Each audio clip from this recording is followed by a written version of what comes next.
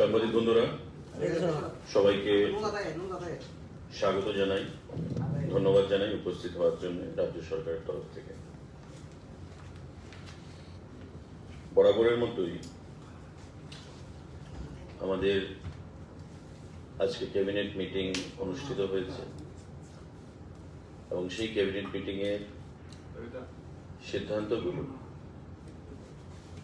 আপনাদের মাধ্যমে রাজ্যবাসীকে অবগত করার জন্য আজকের এই সাংবাদিক বৈঠক। খুব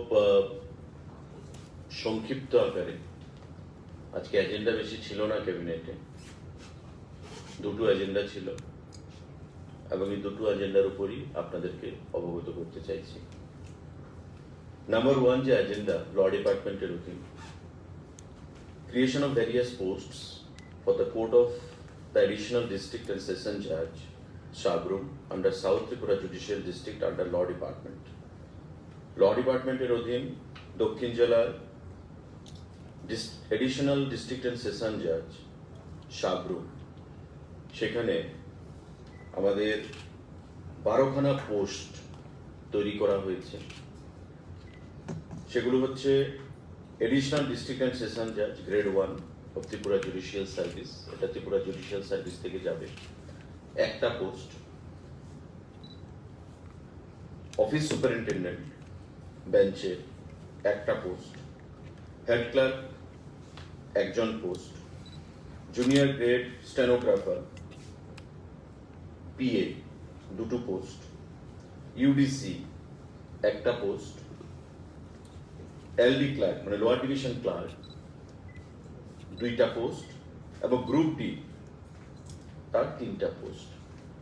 আমাদের টোটাল 12খানা পোস্ট দক্ষিণ জেলা court of additional district and session জাজ সাবরুম, সেখানে 12খানা পোস্ট তৈরি করা হয়েছে তার ডে টু ডে অ্যাফেয়ার্স কাজের জন্য কোর্টের ল ডিপার্টমেন্টের অধীন।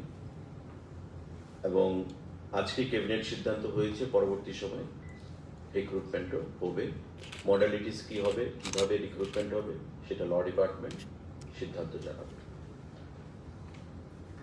একটা গুরুত্বপূর্ণ সিদ্ধান্ত আজকে ক্যাবিনেটের সিদ্ধান্ত হয়েছে।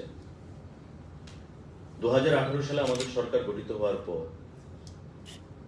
বিগত দিনে সরকারের সময় যারা chief minister, deputy chief minister, speaker, deputy speaker, leader of the opposition, government chief whip, বিধায়ক, মিনিস্টার যারাই ছিলেন, তাদের বেতন ভাতা বা বিভিন্ন অ্যালাউন্সেস, বিভিন্ন যে সুযোগ সুবিধাগুলো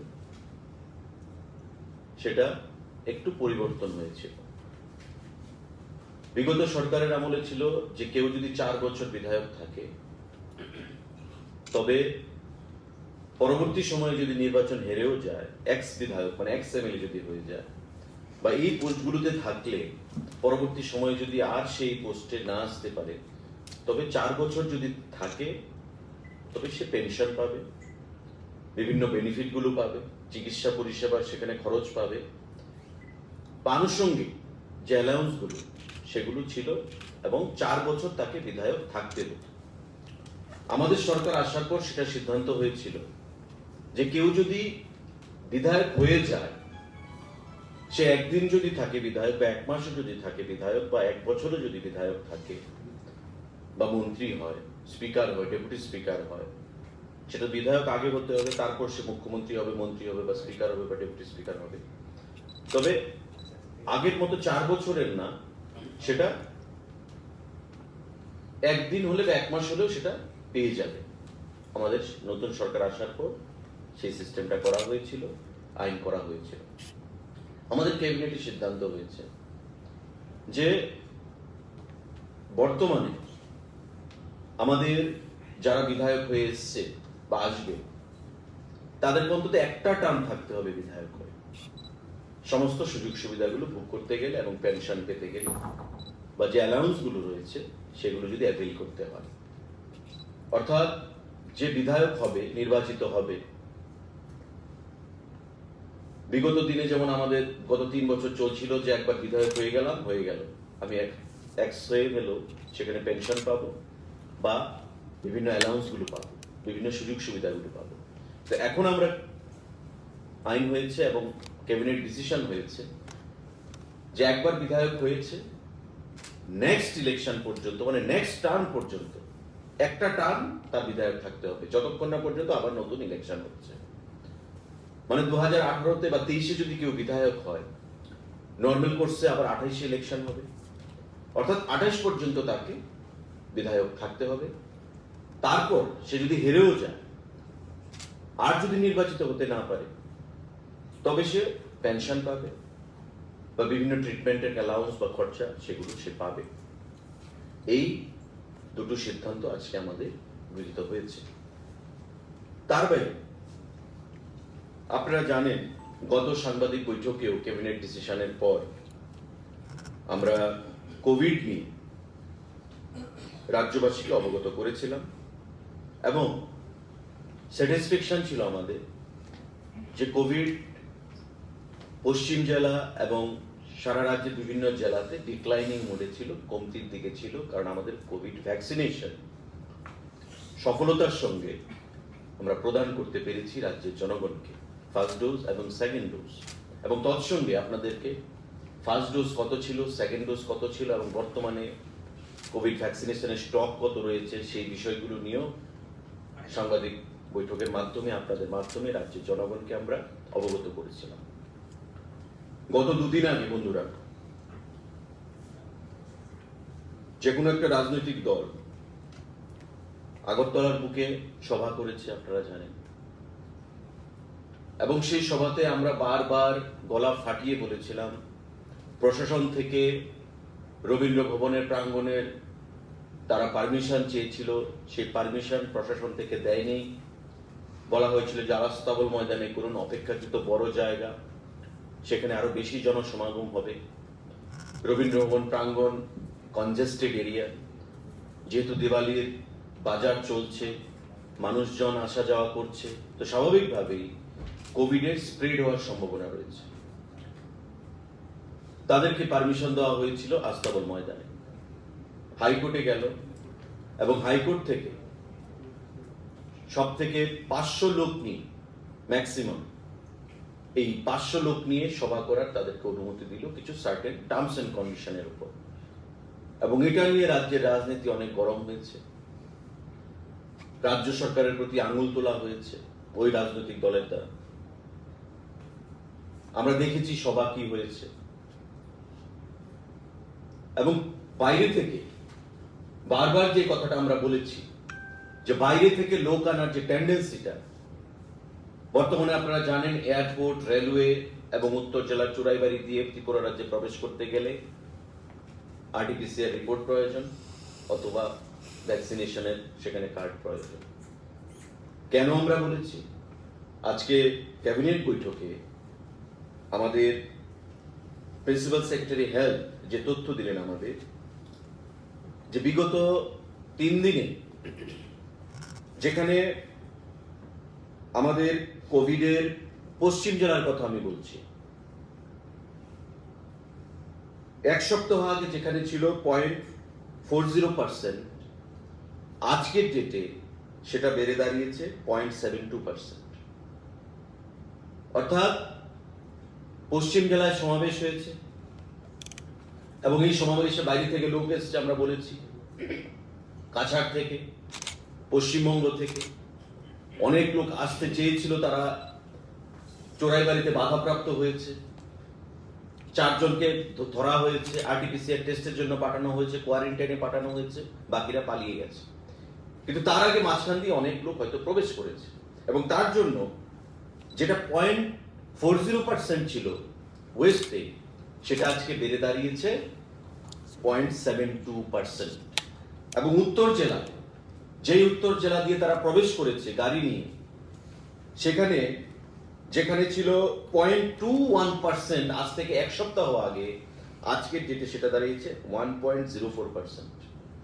মানে এই যে রাইজটা, যেখানে ছিল 21%, 0.21%, আজকে সেটা হয়ে দাঁড়িয়েছে 1.04%, এবং সংখ্যা নিরিখে সেটা 34 উত্তর জেলা, আর আজকে পশ্চিম জেলায় সংখ্যা নিরিখে সেটা 51, যদি 72%, 0.72% আমরা ধরি।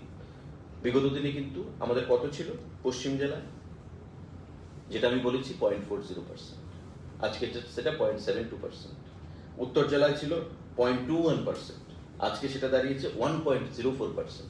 অর্থাৎ এটা চক্রান্ত, যেটা মাননীয় মুখ্যমন্ত্রী বারবার বলেছেন যে কোভিড ভ্যাকসিনেশন মোদিজি দিয়েছেন, আমরা সফলতার সঙ্গে কোভিড ভ্যাকসিনেশন প্রদান করতে পেরেছি রাজ্যের জনগণকে, এবং করোনার গ্রাফটাকে আমরা আটকাতে পেরেছি, ঊর্ধ্বমুখী ছিল, আমরা আটকে দিয়েছি। আজকে সেই জায়গায় পশ্চিমবঙ্গ থেকে লোক এনে, কাছাড় থেকে লোক এনে ত্রিপুরাতে ঢুকিয়ে দিয়ে, যদি সেদিন আপনারা ভাবুন, যদি প্রশাসন তাদেরকে অনুমতি দিত যে রবীন্দ্র ভবন প্রাঙ্গণে সভা করতে, আমি ধরে নিলাম 2-4 হাজার লোক যদি হতো, তবে ওই লোকগুলো যদি ঠিকভাবে প্রবেশ করত ত্রিপুরার চুরাইবাড়ি সীমানা দিয়ে, তবে আজকে আগরতলাতে হয়তোবা আরো কোভিডের সংখ্যা বাড়তো, এবং একটা ভয় আতঙ্কের পরিবেশ যেটা ছিল আজ থেকে 2-4 মাস আগে, সেই পরিবেশটাই আবার বিরাজ করত। কিন্তু আজকে যেহেতু মাননীয় হাইকোর্ট, আমরা ধন্যবাদ জানাবো, যে একটা টার্মস এন্ড কন্ডিশন বেঁধে দিয়েছিল যে 500 লোক সেখানে সভা করতে পারবে, তার বেশি সভা করতে পারবে না, কোভিডের কথা মাথায় রেখে, এবং মান্যতা দিয়ে হাইকোর্টকে সেটা করতে তারা বাধ্য হয়েছে।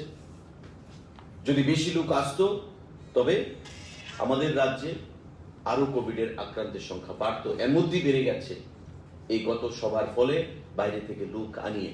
সুতরাং এটাই প্রমাণিত হলো যে রাজ্যের বিরুদ্ধে এই বহিরাগত পার্টি, এই বহিরাগত দল, বহিরাগতদেরকে দিয়ে ত্রিপুরা রাজ্যে কোভিডের সংখ্যা বাড়াতে চাইছে, পেশেন্টের সংখ্যা বাড়াতে চাইছে। একটা লন্ডভন্ড পরিবেশ, শুধু রাজনৈতিক ভাবে নয়, মানুষের কোভিড আক্রান্তের সংখ্যা বৃদ্ধি করে মানুষকে মৃত্যু মুখে সেখানে ঠেলে দেওয়ার জন্য একটা চক্রান্ত হয়েছে, ডিপ রুটেড একটা কনস্পিরেসি হয়েছে, যাতে ত্রিপুরা রাজ্যের অগ্রগতিকে আটকে দেওয়া যায়। এটাই প্রমাণিত হলো যে রাজ্য সরকারের যেটা স্ট্যান্ড ছিল, রাজ্য সরকারের স্ট্যান্ড কারেক্ট ছিল, হাইকোর্টের স্ট্যান্ড কারেক্ট ছিল। আগামী দিনে এই কোভিডের কথা মাথায় রেখে আমি আপনাদের মাধ্যমে রাজ্যবাসীকে সেখানে অবগত করতে চাইব যে যারা বহিরাগতরা আসবে তাদেরকে রাজ্য সরকার, আপনারা জানেন যে বাইরে থেকে আসতে এখন আমাদের এয়ারপোর্টে এগুলো ম্যান্ডেটরি করে দেওয়া হয়েছে বিগত কয়েকদিন ধরে। রেল স্টেশনে সেগুলো ম্যান্ডেটরি করে দেওয়া হয়েছে, আরটিপিসিআর টেস্ট এবং আমাদের ভ্যাকসিনেশন কার্ড। চুরাইবাড়িতে সেটা ম্যান্ডেটরি করে দেওয়া হয়েছে। কিন্তু যেহেতু মানুষের সুরক্ষার কথা, স্বাস্থ্যের কথা বিবেচনা করে আমরা সেই সিদ্ধান্তগুলো নিয়েছি, মাননীয় মুখ্যমন্ত্রী, প্রশাসন নিয়েছেন, এটাকে রাজনীতিকরণ করে কালিমালিপ্ত করতে চেয়েছে ওই রাজনৈতিক দলটা। আমরা ধিক্কার জানাই, নিন্দা জানাই, এবং আগামী দিনে রাজ্যের জনগণকেও সোচ্চার হওয়ার জন্য এই বহিরাগতদের দ্বারা কোভিড স্প্রেডের যে চক্রান্ত, মানুষকে কোভিড আক্রান্ত করা, তার বিরুদ্ধেও আমরা ধিক্কার জানাই। সবাইকে সচেতন থাকার জন্য আমরা আহ্বান জানাচ্ছি। এডি কোশ্চেন প্লিজ।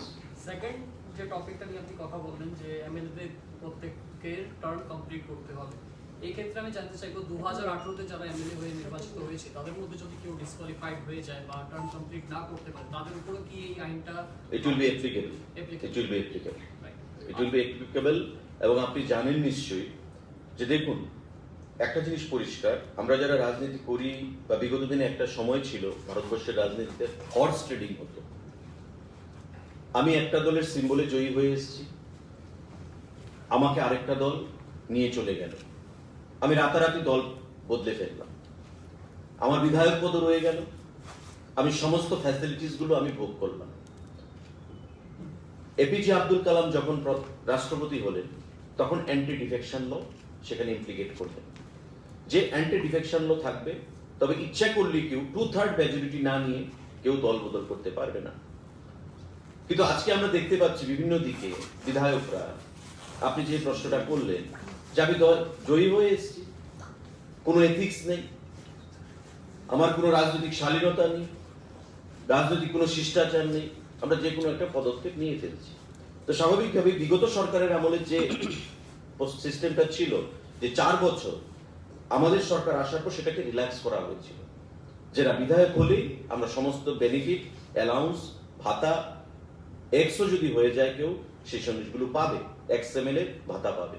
কিন্তু আজকে ক্যাবিনেট বৈঠকে সেই জিনিসটাকে আবার অ্যামেন্ডমেন্ট করা হয়েছে এবং সেই অ্যামেন্ডমেন্টে পরিষ্কার যে একটা টেনিউর, একটা টার্ম তাকে থাকতে হবে। তারপর যদি সে কখনো ধরুন 5 বছর কমপ্লিট করলো বা এক ইলেকশন থেকে নেক্সট ইলেকশন সে কমপ্লিট করলো, পরবর্তী ইলেকশনে যদি সে হেরেও যায় ভাতা বা সমস্ত অ্যালাউন্স পাবে। But he or she has to complete the tenure complete করে সমস্ত কিছু পাবে। কিন্তু তার আগে যদি ডিসকোয়ালিফাইড হয়ে যায় বা রিজাইন করে দেয় বা অন্য কিছু যদি হয়, সে ওইগুলোর জন্য এন্টাইটেল হবে না, পাবে না। এই সিদ্ধান্তই মিনিমাম একটা টার্ম কমপ্লিট করতে হবে। এর পাশাপাশি আমি আরেকটা কোশ্চেন করছি, আপনি যেটা বললেন যে আপনাদের সরকারি এই অ্যামেন্ডমেন্টটা নিয়েছে, 360 টার্ন করে নেওয়ার ডিসিশনটা কেন এরকম একটা ডিসিশন নাও? কারণ কেননা বিজেপি আইপিএফটি গভর্নমেন্ট আসার পরে রিল্যাক্সেশন দেওয়া হয়েছিল, এখন এই সরকারই আবার চেঞ্জ করছে, প্রশ্ন উঠবে, কি বলবেন? না, এটা তো দেখুন, এটা সব দিক দিয়ে আমি মনে করি একটা পজিটিভ মুভ নেওয়া হয়েছে সরকারের তরফ থেকে। কারণ একটা সময় আমরা যখন এই রিল্যাক্সেশন এসেছিল আমাদের সরকার আসার পর, এখানে বামপন্থী বন্ধুরা ডুবিয়াস রোল নিয়েছিল।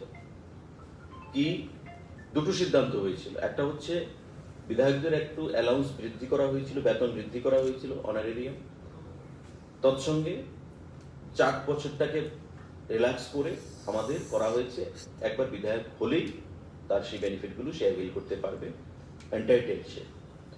বামপন্থীদের তরফ থেকে বলা হয়েছিল এবং তারা ওয়াক আউট করেছিল যে না, আমরা এটা মানি না।